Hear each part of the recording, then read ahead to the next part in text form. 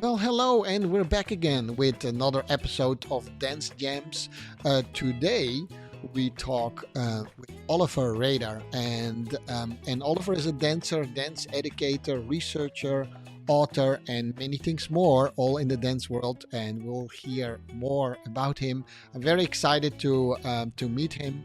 But we never do that, of course, without my good friend Ton. Ton, are you there? And Hey, you Sean, know I'm there. Oliver. Yeah, you know Oliver a little bit better than Yes, I do, and I'm yes. excited to invite him. He published a book about dance technique in standard dancing. We explain what that is a little bit later, but I'm excited. What about you, Ton? Yeah, absolutely. Because I never met somebody who wrote a book in standard dancing. Okay. And yes, and we have a nice music there. I Yeah, yeah, like you our know. sound. And yes, and this will be our first interview with the author in the ballroom dancing, waltz, tango. Like we have more slow fox and a quick step Yep. and a Viennese waltz. And Yes. somebody wrote a book about it, but he can tell more about it. Maybe Oliver can tell something about his dance career Yes. We and all. uh, Well. Ho, how ho. you get. Hello, Oliver. Nice to meet you. Hello. Yes, nice to meet you. Thanks for having me. Yes, yes, yes, absolutely. And how you did to come to dance ballroom dancing, because that's not a usual choice for a dancer. Normally, they go to hip hop or to ballet or jazz, but ballroom dancing. Yeah, so tell something about it, how you came to it.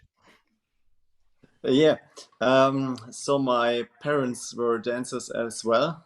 They Wow. danced starting from adults and continuing in senior one. So they had to practice and they danced competitions.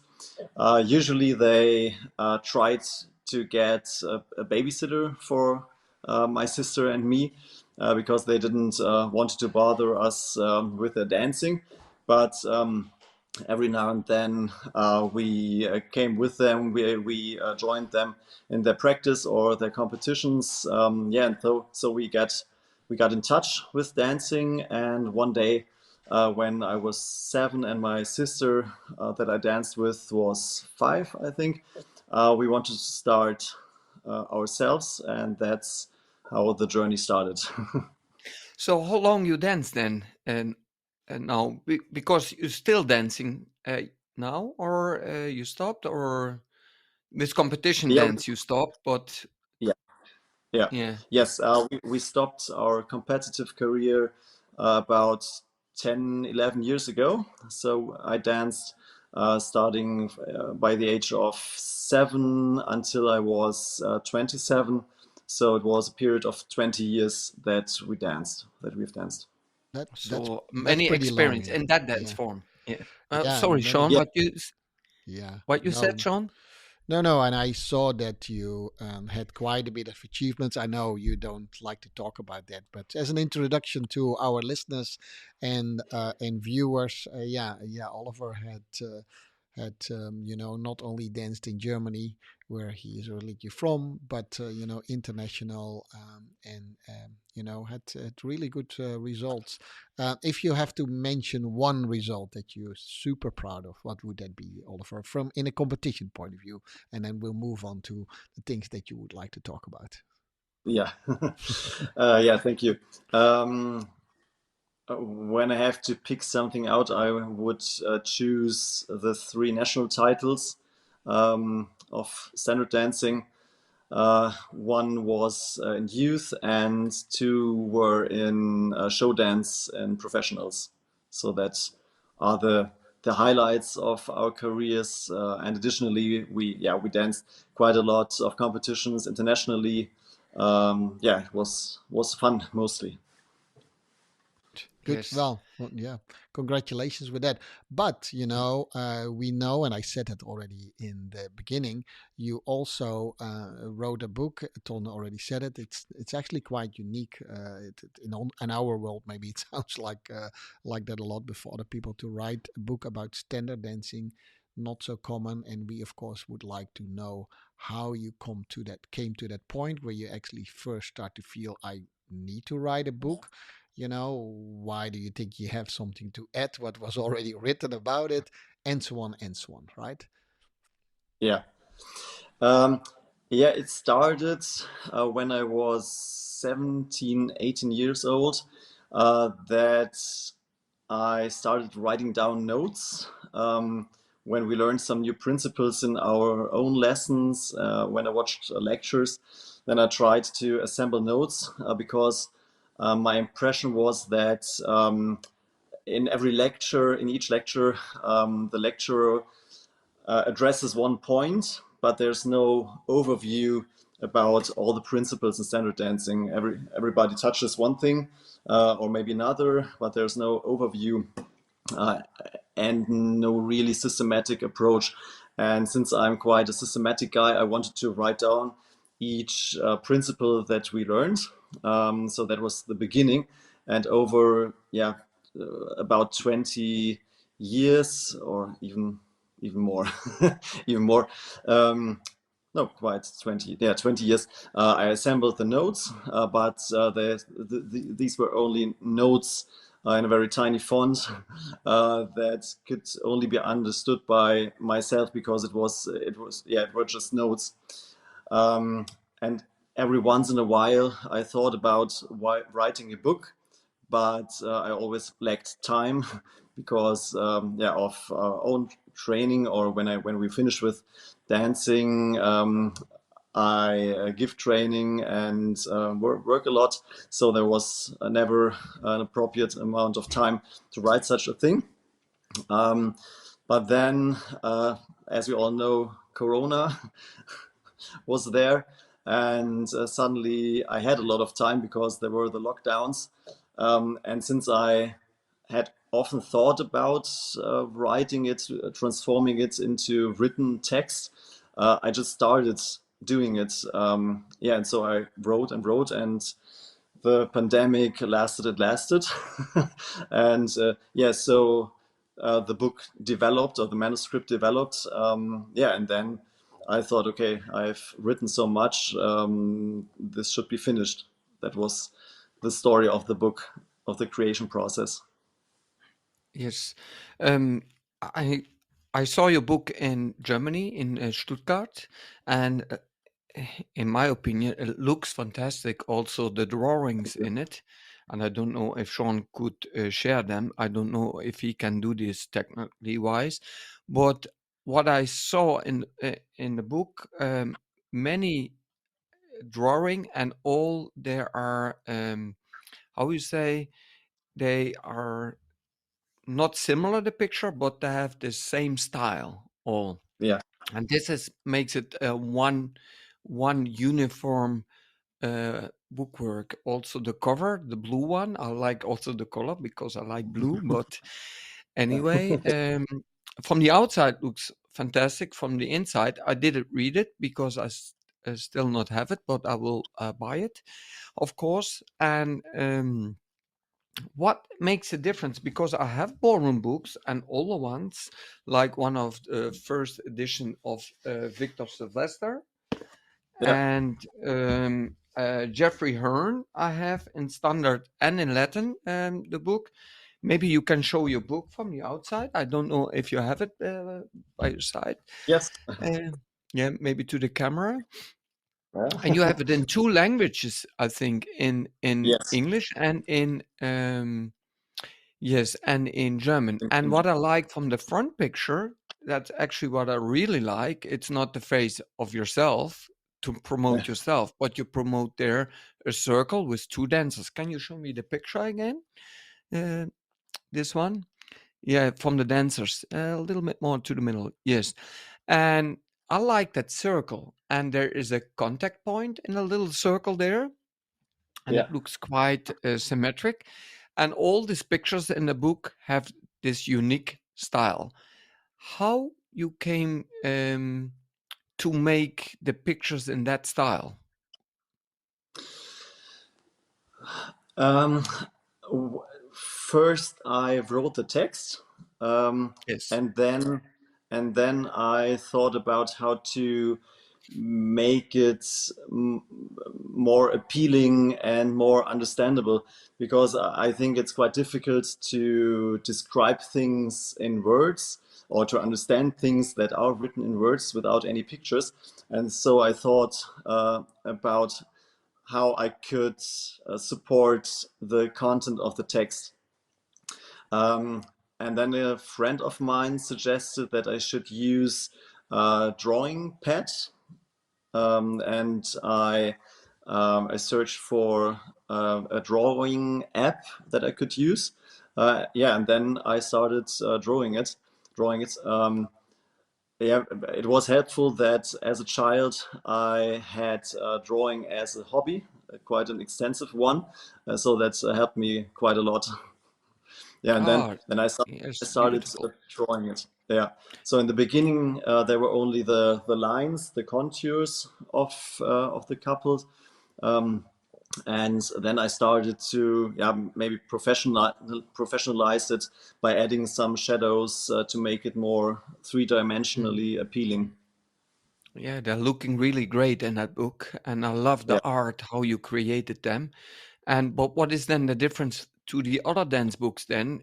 Because you write about ballroom dancing, and mostly this all these ballroom dance books what I have, or it is from the history, or it's about ballroom technique. Yeah. I don't, and I don't have other ballroom books only about these two subjects. And so, what makes the difference from your book to the other books then? Yeah, yeah, that's a good question and valid question. I think the main difference is if you open up the previous technique books, they mostly consist of tables, and they show and describe the certain figures. So you have the tables, and then you have the different lines comprising footwork and alignments and sway and footwork, etc. And it all comes down to different figures that are described. Most technique books only have um, a very brief introduction that address the principles. So if you think about Alex Moore, I think there are, I don't know, 10 pages that describe mostly the lines that are in the tables, how they should be understood. But they only in a limited way address the principles. Of course, the WDSF books, there's a larger introduction. I think there are And 30 double DSF is what is that? WDSF, Yeah, WDSF technique. Yeah, I think the introduction it consists of 30 pages, and it's more proficient, but it lacks all the principles, and these books are more focused on the figures that are described, and I think that's absolutely necessary. And I really appreciate the work that has done by the authors. No matter which book you take, it's tremendous work. But however, I think they lack the principles that stand behind the figures. So if you know, for example, how a natural rotating figure works, you can apply that knowledge to most natural rotating figures. So if you know how it works, then you can apply it to the natural turn, the natural spin turn, running spin turn, and all the natural rotating figures. Or the same is valid for the reverse so turns and this sways. And so, yeah, so this is yeah, more footwork then. They describe the footwork, and WDSF is the World Dance Sport Federation of Ballroom Dancing, Yes. It's the only one recognized by the Sport Federation or the Sport Accord worldwide. So this is for the listeners. Mainly all these books from in the past of this ballroom world, Alex Moore, Victor Sylvester, Jeffrey Hearn, they Yeah. are more, and the WDSF books, they have 10. It's more about footwork. Yes. And Donnie Burns has also a technically book. Also, mostly it's about only feet. And you have also, in my method, we have 10 body parts. So we have more body parts, or yes, and you Yeah. describe them also from a total instrument then. Yes, yeah. I believe that when you know how different movements work, then the footwork and the sways and the rotations that are described in the books, but they are mostly described the final results. So in the previous books, there is maybe one line about the footwork, and then you look at right foot forward with the heel and so on. But if you know the basic principles, then you can apply it to your dancing, and then more or less the figures are danced correctly, and the final results that are depicted in these books may occur more or less automatically. So that is the approach. It's a more hollow approach. That Holistic approach more. holistic. Okay, yeah, Yeah, yeah, holistic yes. approach. Yeah, yeah, and Yeah. that's the main difference. I believe that it's absolutely necessary. For example, when you do a trainer education, that you learn the figures, that you know where one figure starts, where it ends, the directions. It's all necessary. But I think additionally that it's very crucial and beneficial if you when you know the principles that are behind the figures that you learn, because then it all makes more sense, in my opinion. Yeah, Yeah. absolutely. So, I'm agree. yeah, let's add a little bit to it, because Oliver, you used the title is also principles of standard dancing. You use that word quite a bit. I think we need to help the listeners a little bit to understand what principles are, right? Because Yeah, I think we all grew up. We are from the generation that we grew up with this yeah, book. yeah, Very yeah, small. They call it even technique. We could even arguably say if it's truly technique, right? Because it's all about what Ton and I call defined figures. These are the figures that we yeah, know yes, in dance, defined movements, right? yeah, What you tap on, I think you're a little bit too modest actually. What you tap into, there are movement principles that you all would help you to if you know them, to understand these figures. In yeah, my opinion, we are very straightforward in this podcast, by the way. It should actually be the other way around. You should first understand a little bit what you can move and how you can move it before yeah, you are making the movements that you want to make. So I think your book is very valuable, more than just an addition to what's already there. But can you yeah, explain for the listeners and the viewers a little bit, what is a principle in movement altogether? yeah, Because yeah. Okay. So principle is something that is applicable to different figures. That's like how can I describe it? So, for example, if you have the principle that you should never turn to the right before you have turned to the left, that's a principle. So when you want to dance a natural turn, you have to wind up to the left in order to turn to the right. So that is an example of a principle that can be applied throughout different figures. So So maybe, that's structural wise through when you want to turn to right, you wind up to the left then first. That's a yes, principle. for example. Yeah. Yeah, yeah, and the other way around. So that's a principle that can be applied to all the different figures. So it doesn't matter whether you dance a natural turn or reverse turn or a fall away. and so on. If you want to rotate to the left, then you have to wind up to the right. So that's one principle that can be applied to different figures. Hmm. Yeah, interesting. That's only one principle in the book, or you have more No, of them? And no. and I have also another question to the principles. Um, how you have you examples from your dancers? How you approach it then with that principles? That would be quite interesting. Yes. So my approach in training is to talk about one or two principles in each lesson that can be Mhm. applied throughout the whole choreography.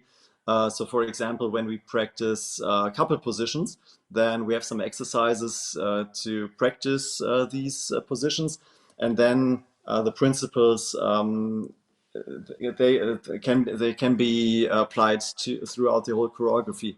So, for example, if you take the principles of outside position, so outside partner position, then there's one principle that mostly you have your body about 1/8 rotated to the right, and you put your foot in CBMP, so in one line, more or less. And that's another principle as an example. So if you know this principle, you can apply it throughout all the figures. And that's the approach that I have, that I don't go through the figures and do sway in the first figure, rotation in the second, hold in the third, and so on. But I try to address one or two principles in each lesson that can be applied in the dance we talk about, but also can be applied to all the other dances. So the couples that are eager to do so, they don't have the lesson on one dance. When we have a lesson, we don't speak about one dance, but by applying the lesson, they can apply it to all the other dances that we Yeah, even to all didn't the talk five, about. holistic. Yeah, Yes. yeah, And CBMP listeners, it's counter body movement position. That's yes. the letters, yes, CBMP. Yes.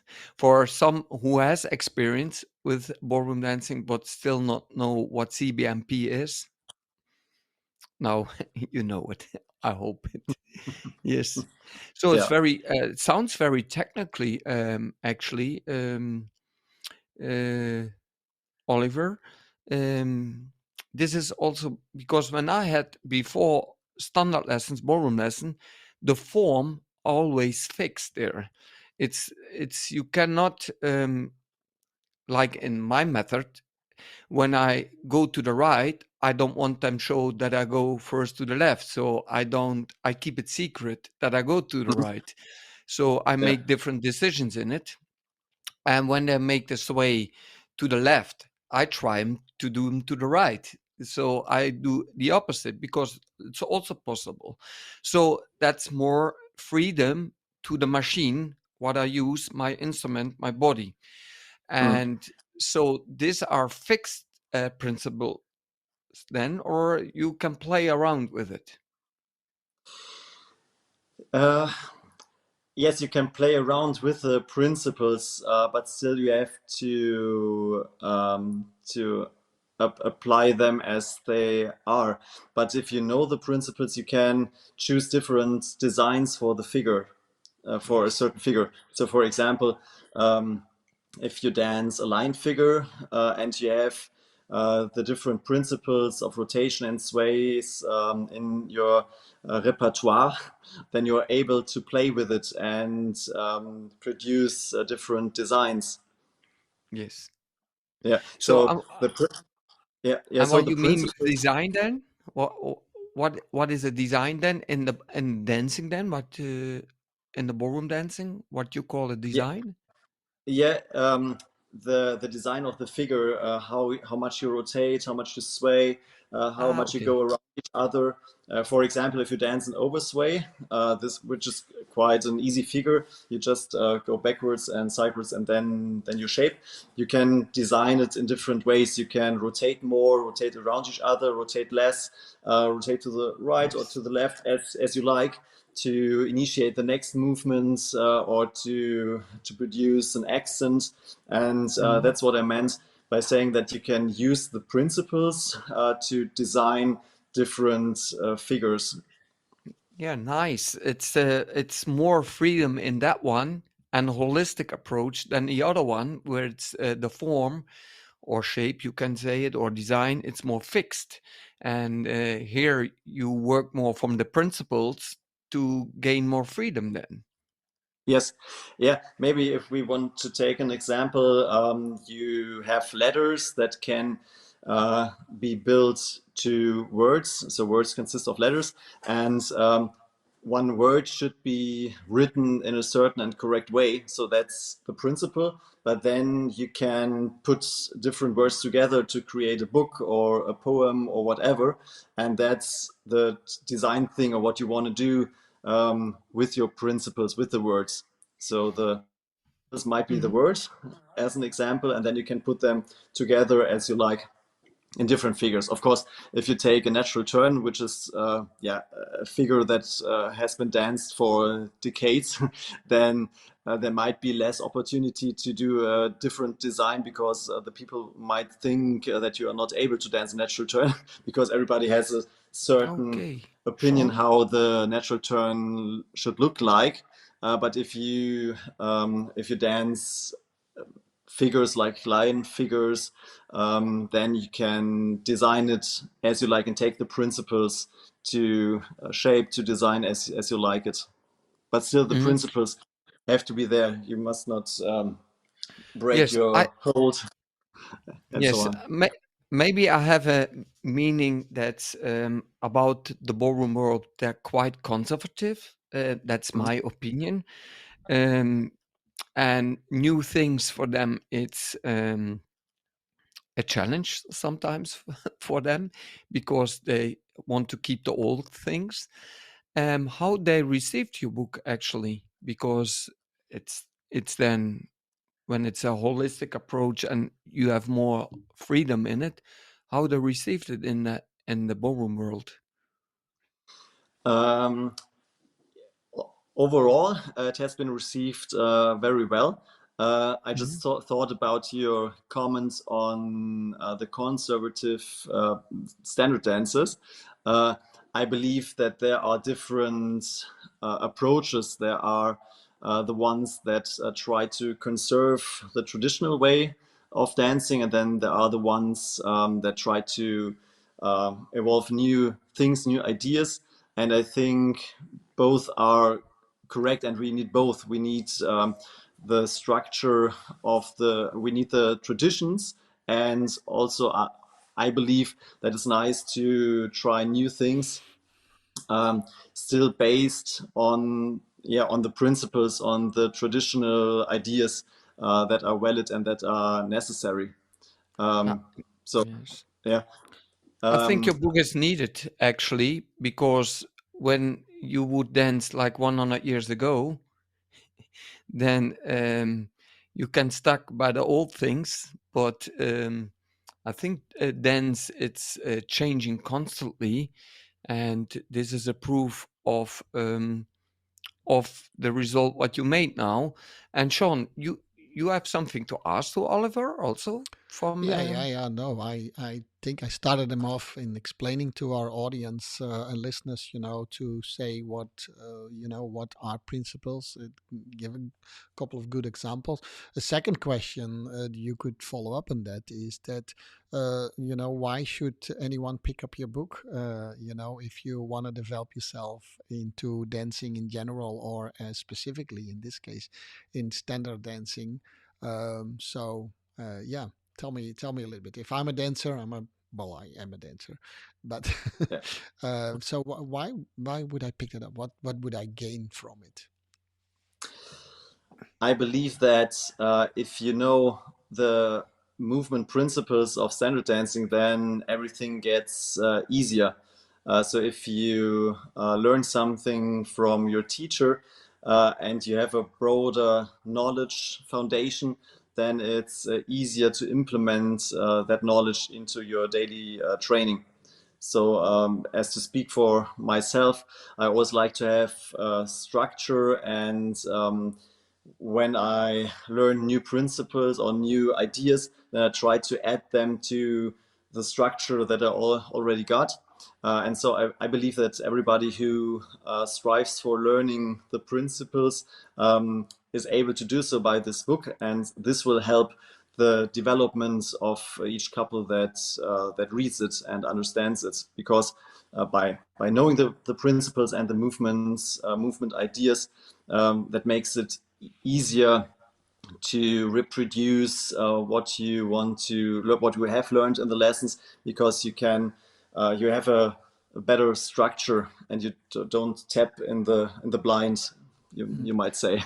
Is it necessary? I mean, it's almost an obvious question, right? But is it necessary for the teacher to know and work within these principles? And let me give you an example, right? Tom wrote a book, Gem, and it clearly lays out more. Also universal principles around movement. Let me give you an example. You can only bend or extend your arm, right? There is no, and then you can also turn. There are only three. Yeah. That's it. That's not only that's there are the anatomy actually makes it four, but let's not go into that. But that's how clear that is. And for some people, Tom and I noticed that is actually almost like an eye opener, right? Like, oh wow, Yeah. I can actually make only three movements. So some people ask, if we ask how many movements you can make in that perspective, they come up with crazy numbers, and then we say three, Yeah. and then they are like flabbergasted. We also Yeah. notice that some teachers don't like to hear that when we bring that in. How do you Yeah. deal with that? How did you bring your principles in the dance world? Yeah, I believe that every teacher that is interested in gaining more knowledge about the movement principles, or even just compare your own thoughts with another one's thoughts, is very much introduced to read it. And I believe that it might be beneficial for each and everyone. So if anybody else would have written a book, I would definitely want to read it, especially if somebody describes all the different movements, the different planes of movement. And it's interesting to read. I hope. No, I And agree. Yeah. yeah, and I hope that, or I think that it will be beneficial to to learn it, to read it, and yes, as I said, maybe even just compare it with your own thoughts. And if you think it's wrong, what's written in the book, then you might know it more for sure because you have thought about it.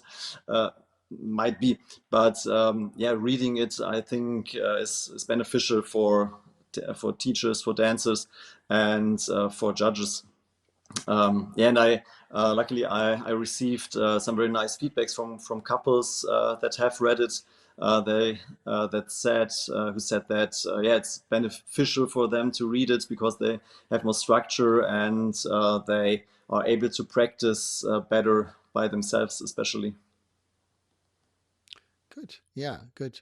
So is there a fixed number of principles that you have in your book? In marketing, we often say like the 10 principles of, Yeah. is there a fixed number, or how did you came to this set? Is it something that is in development? Are you planning to, revisit and say, hey, there are actually more? How did you come to those principles? What were your choices?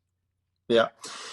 I haven't counted them, so maybe I will address the structure of the book, that everybody who's listening has a better understanding how the book is structured. Mm-hmm. So the first principle is about the hold and the position of the couple. So that's the foundation of everything in ballroom and center dancing. Because if you have a bad hold and a bad position in relation to each other, then all the other movements don't work. So that's the first chapter. And the second chapter addresses the spatial movement. So all the principles of the swinging movement, swinging actions. So the downswing, the driving action, the upswing, and all the other movements, actions, principles that you can find throughout the swing dances, the jumping actions and quick step and so on. So that's the second chapter. And what I mean by principles, for example, when you take the swing action, you always have downswing, you always have a drive, you always have a rising action, and then you can apply the principles and slightly change them if you compare the waltz with the foxtrot, for example. But the principles are quite similar, and then you have to adapt them to the specific dance that you're practicing or that you're dancing. Yes, Oliver, you spoke about a bad posture, and could you give some context to that one, that we could understand what you mean with bad and with the posture? Yes. So there are different planes that we can look at. So the most important thing is that before both partners take their common hold, they have to stand upright and be in a correct position and a correct balance by themselves. That's the necessary foundation to create a good common couple hold. So that's Okay, the first thing. so yes, so correct is also it. What would the listener understand as a correct then? And A correct individual posture. Yes, you use the word correct and good, but I don't understand the correct and good. So I wanted context from you. Yes. Okay. A good individual position is where everything is aligned straight upwards, that you don't lean back or forward or to the side. So Okay. everything is So aligned. in angles then, when I put my hand like this, it's like this, what you mean? So when the listener saw 90-degree angles, or what you mean, or in harmony, the lines, or No, that I would both have the same balance, left and right, or I was just referring to the individual position. So before the yes. couple takes their hold, so everything should be aligned and straight.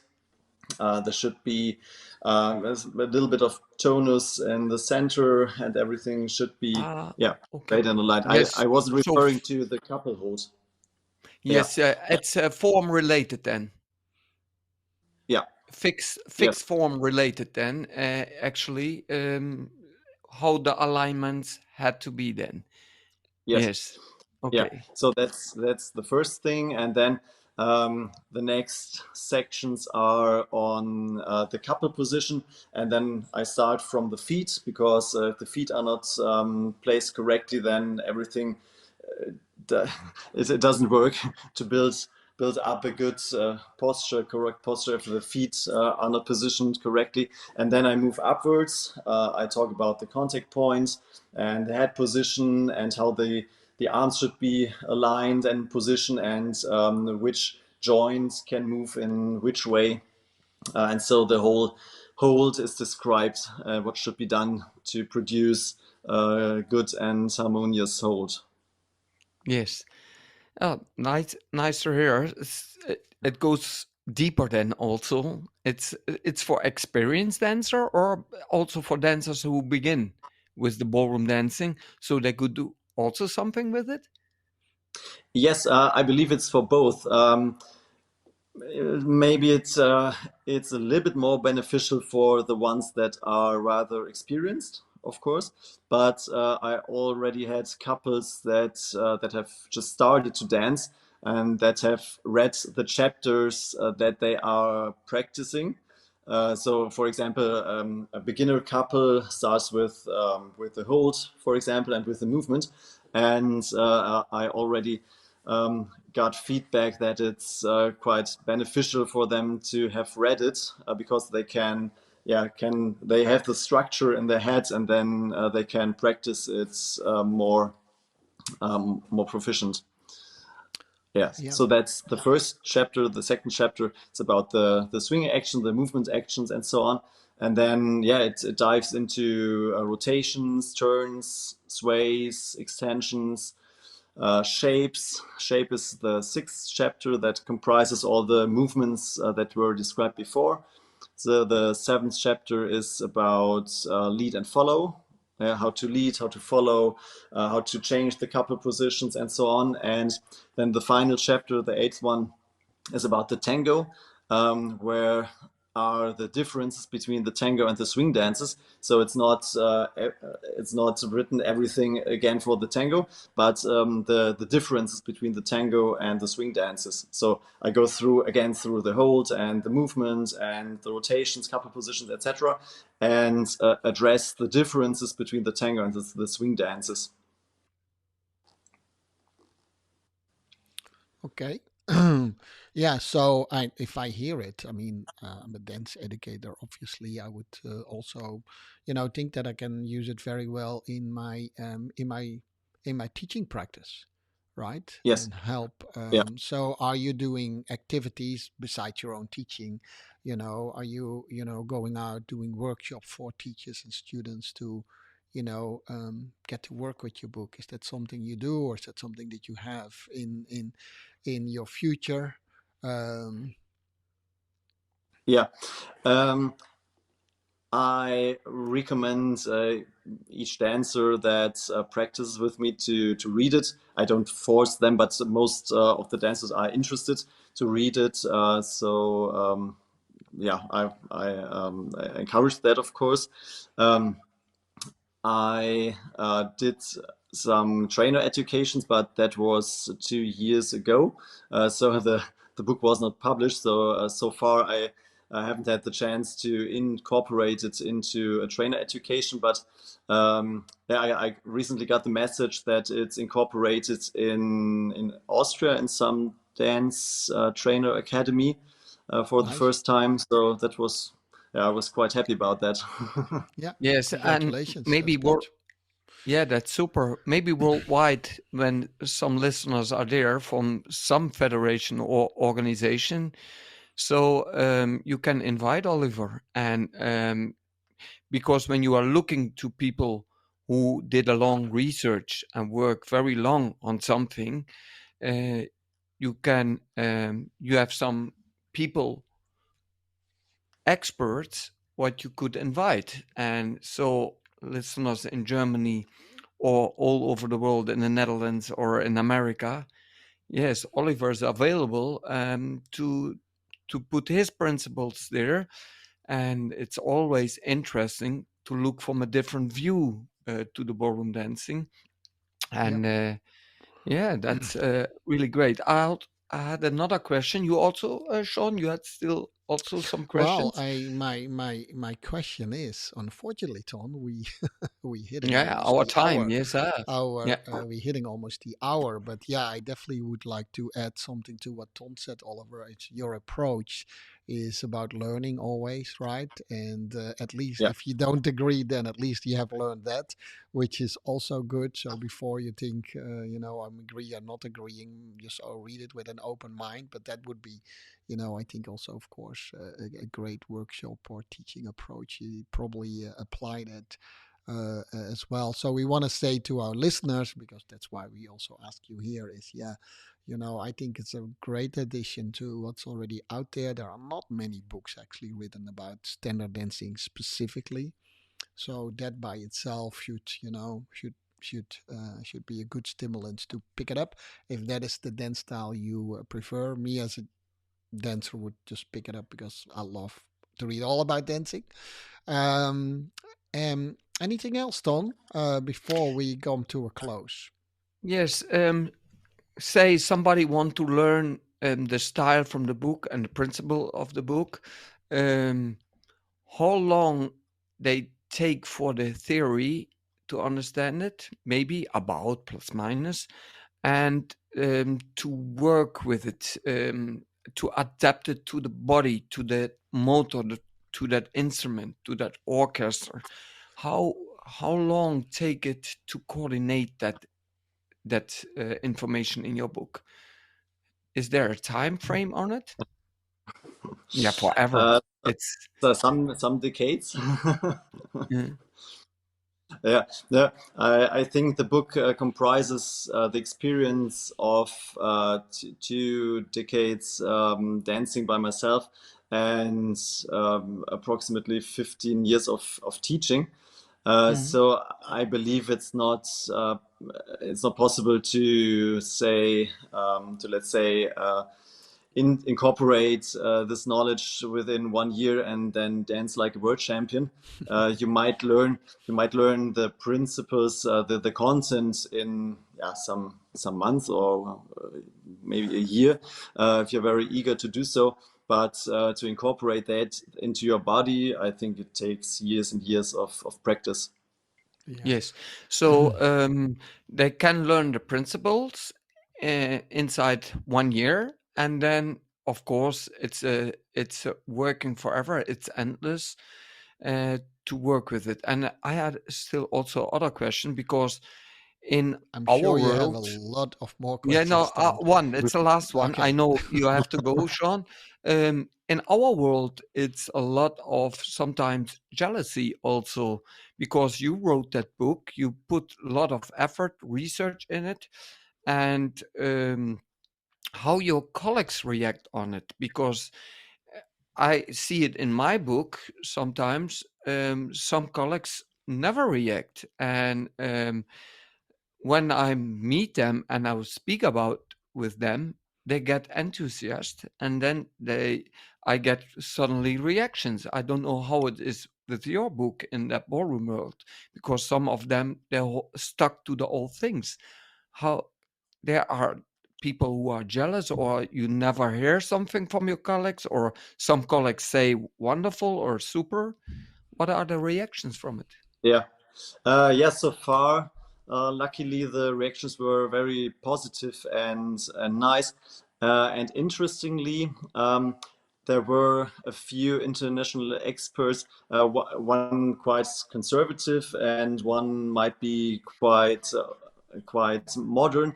But however, since the basic principles are described in the books, I received feedbacks from both ends of the spectrum in a very positive Mhm. way. So that's quite interesting that not only maybe the modern ones or the conservative ones are in favor of it, but that both appreciate it. And I appreciated that a lot. Yes, Yes. that's wonderful news. Yes. Yes. Mhm. So, last question. You already know that, of course, Oliver, because we said it in the pre-talk. Is where do you see yourself in 5, maybe 10 years from now?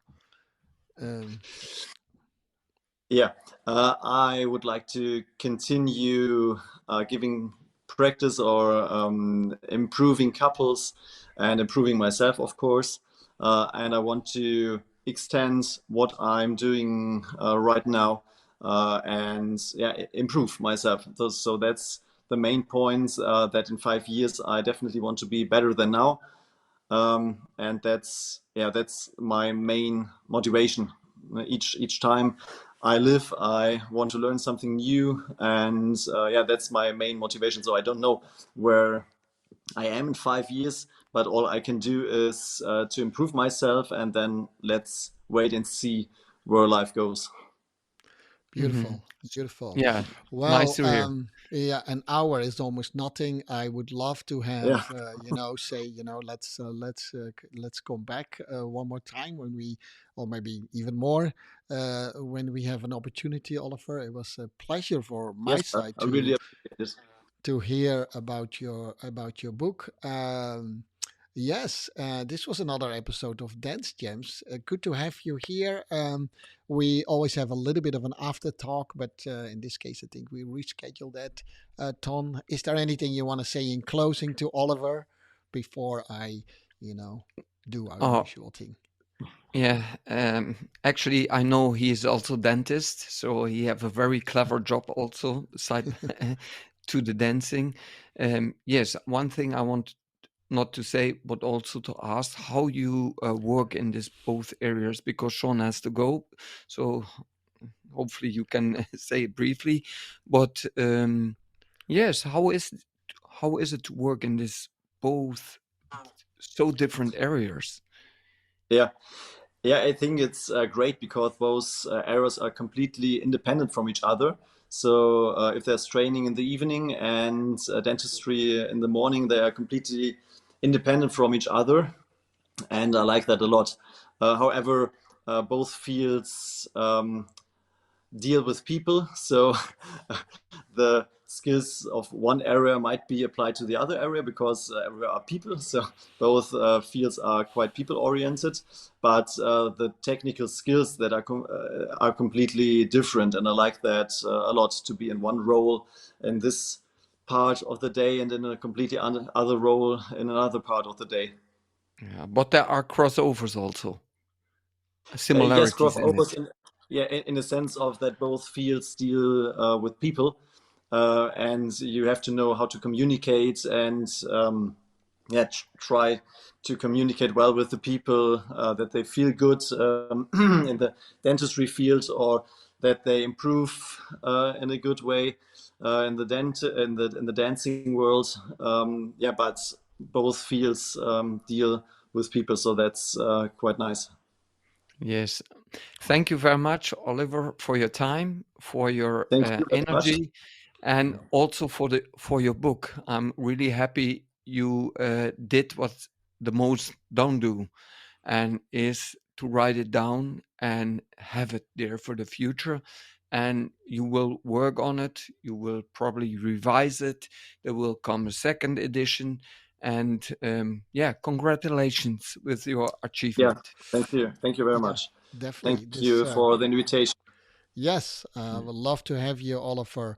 And thank you so much, listeners, as always, and viewers, to be with us in this podcast. I hope you catch us in another episode. This was an interview with Oliver Rehder. Actually, we can also say Dr. Oliver Rehder, although in the context of dancing, probably doesn't like that, but it is actually true. Oliver is also a doctor. He wrote a fantastic book, The Principles of Standard Dancing. It's available on Amazon, so it's very easy to get both in German and in English. So that was that. With that, I say goodbye, Oliver, and And sorry, don't forget, it's also available at on Casa Musica. it's Casa also available. Musica. Casa Musica is well known for dance music and dance books and other dance articles, by the way. So Yes. yes, I will also mention that in the show notes for sure, and make a link to your book so that's easy for people to acquire one. All right. Thank you so much, Ton. With that, we are going to close it off with our music. Yes. And I'll say from my side, bye bye. And I hope to see you back very, very, very soon. Of course, as always, we are available and you can watch us on Spotify and listen to us on Spotify or on our website or on YouTube at Dance Gems. As always, with that, we say bye bye. Ton, I say bye bye to you Bye too. bye. See you next time. Listen to our next podcast, and thank you for listening.